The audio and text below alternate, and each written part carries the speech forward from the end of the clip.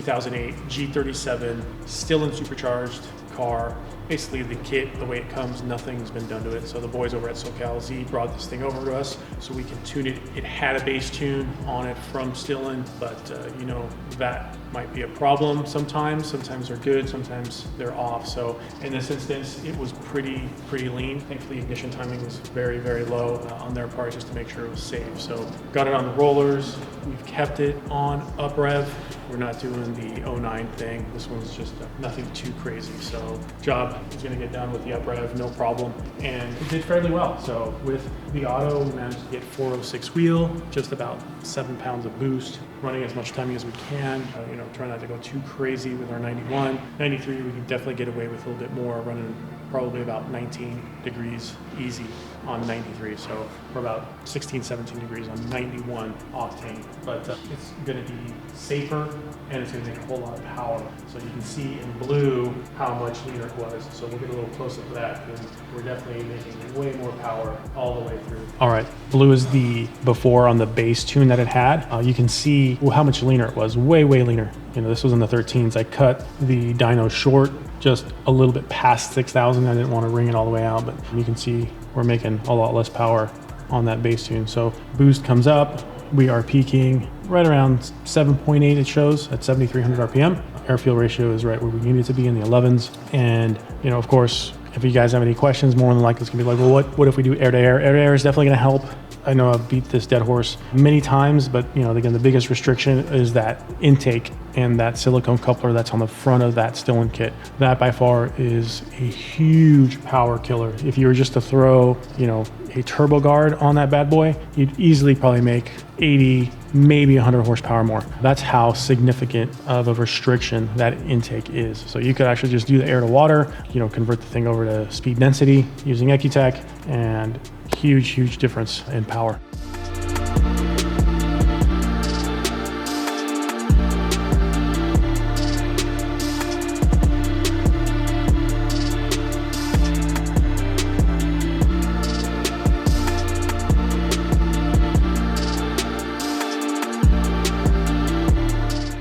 All right, guys, we've got this 91 Z32.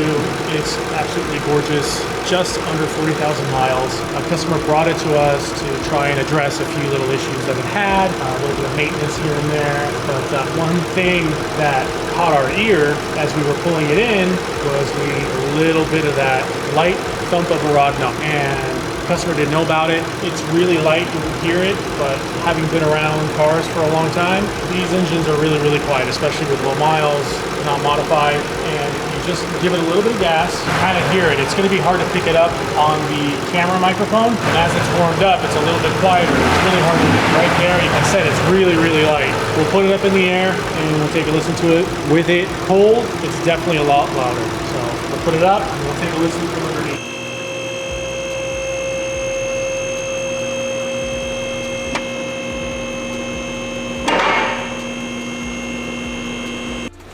All right, guys, so we're underneath this thing. Hopefully we'll be able to pick it up a little bit more. And again, it's really faint, but it's there. When it's colder, it's definitely much louder. So go ahead, let's rev it a little bit.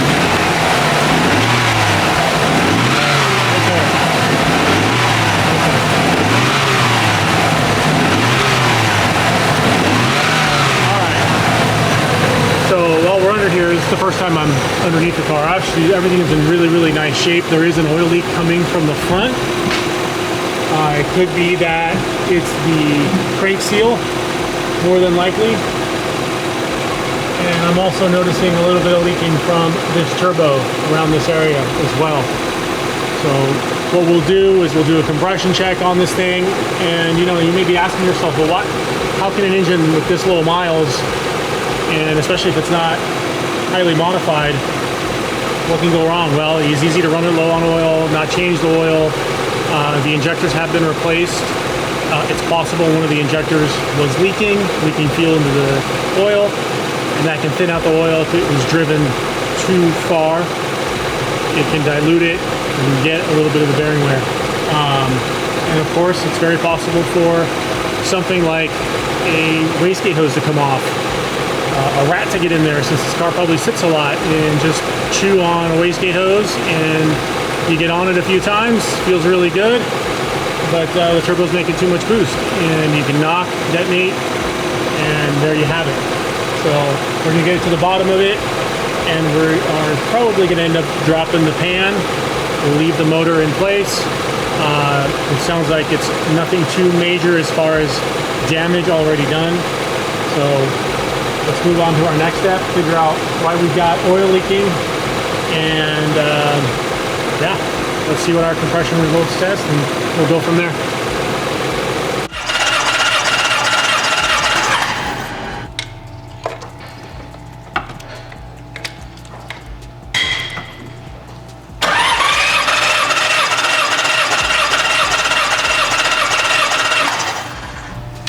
All right, so we've done the compression test on bank 1 of the engine, cylinders 1, 3, and 5. That looks great. We're just doing this out of abundance of caution, just so we don't need to do a complete teardown on the motor. Because if compression is good, we can just get away with replacing the rod bearings, and we don't need to tear the whole thing out, get the motor out of the car. So let's see what we got. Cylinder 2.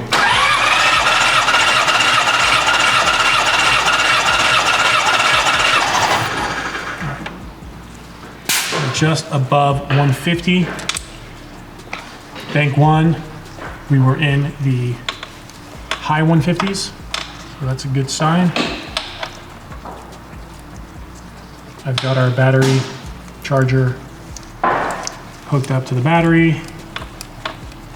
Make sure we don't drain this thing down with all the cranking. I'll switch over now to cylinder 4.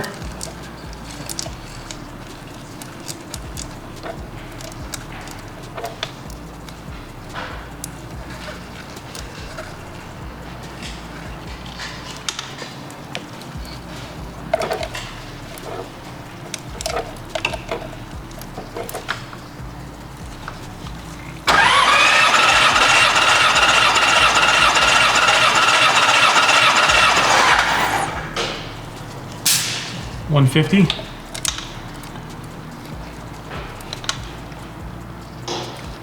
Last and definitely not least, cylinder 6 is what makes a lot of the VG guys tremble with fear. Typically ends up being one of the cylinders with low compression. Sometimes that's the case.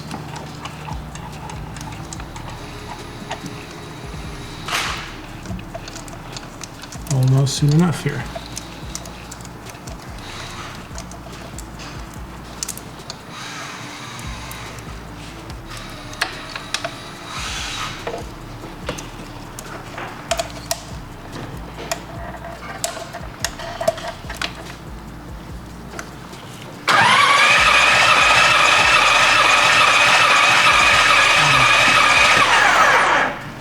And there it is.